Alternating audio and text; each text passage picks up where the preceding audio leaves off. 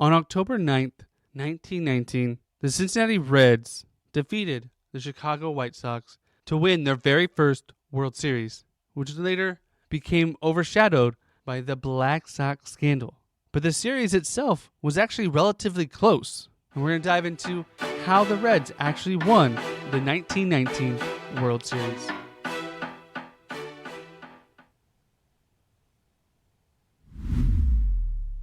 Welcome to Daily Sports History. I'm Ethan Reese, your guide as you daily learn about sports history to increase your sports knowledge. And today's trivia question is, in what year did the 8 Black Sox actually get charges brought up against them for throwing the World Series?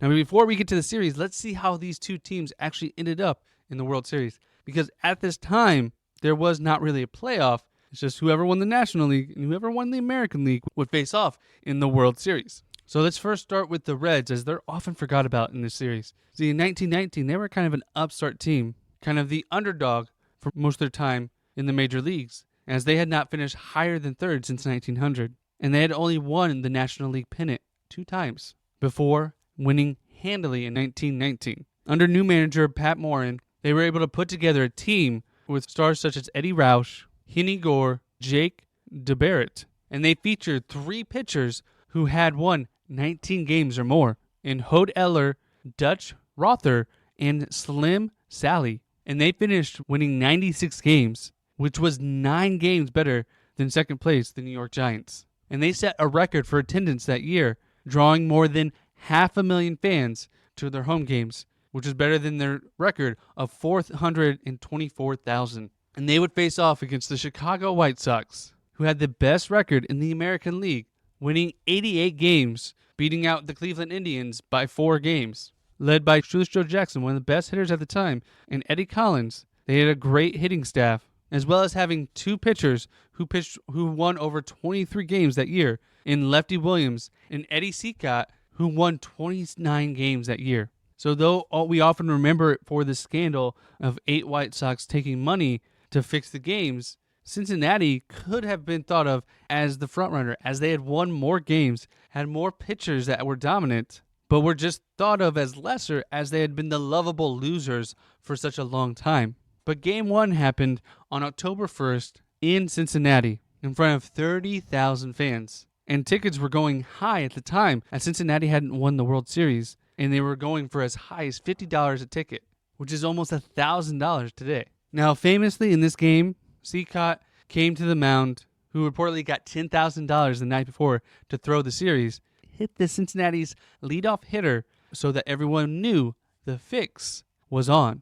But the game was tied 1-1 going into the 4th inning when Cincinnati went on a little bit of a hit streak and scored 5 runs in the 4th and took the game 9-1.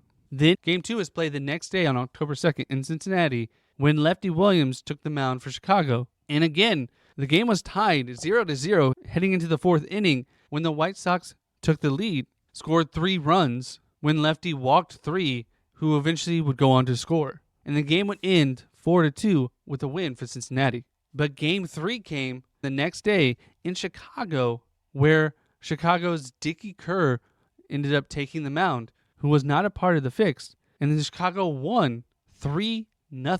And in Game 4, Cincinnati was another hard-fought game, but Cincinnati didn't score until the 5th inning, when they scored 2 runs, which was the only time anyone scored the entire game. The 5th game was actually postponed a day due to rain, and both teams were shut out until the 6th inning, when Cincinnati again went on a run in 1 inning and scoring 4 runs, finishing the game 5-0, taking a 4-1 game lead heading into Game 6. Now, you may think 4-1, didn't Cincinnati already win? At this time, they were playing the series best of 9. So Cincinnati needed to win 1 more game. But it wouldn't happen on October 7th in Game 6. As again, Dickie Kerr pitched another dominant game like he did in Game 3. And Chicago came out on a win. And despite Cincinnati leading at the end of the 4th inning, Chicago came back and scored the next 5 runs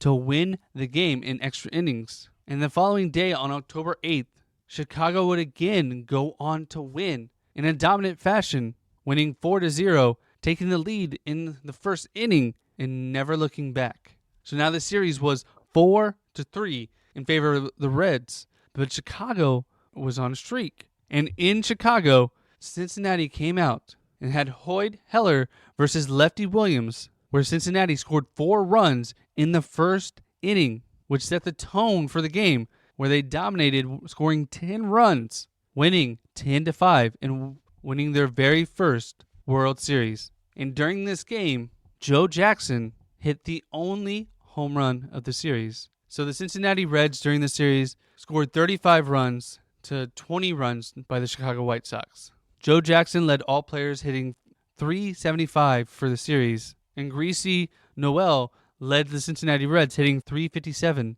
for the series. And Hoyd Eller pitched 2 complete games, including 1 shutout, and had an ERA of 2 with 15 strikeouts, helping lead the Cincinnati Reds to a win.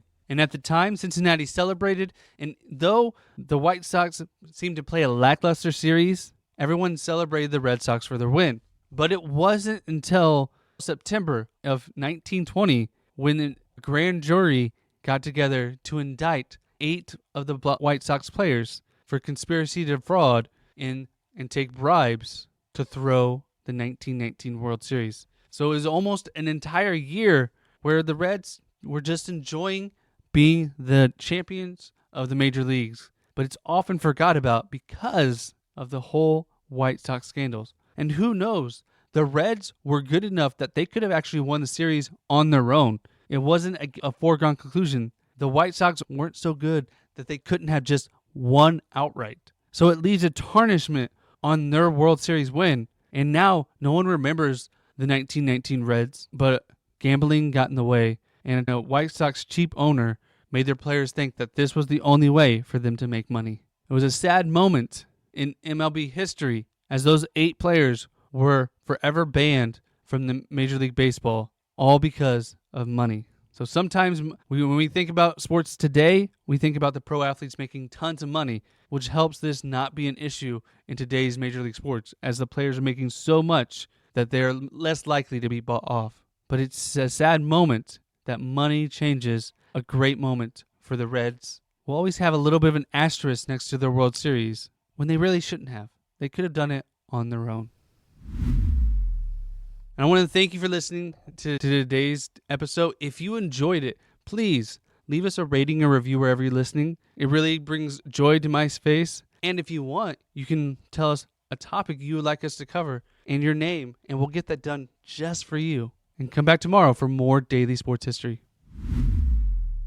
And the answer to today's trivia question: in what year did the 8 Black Sox actually get charges brought up against them for throwing the World Series? It wasn't until September of 1920 that they got indicted by the grand jury, meaning it was almost 1 year after the World Series before everything came crumbling down.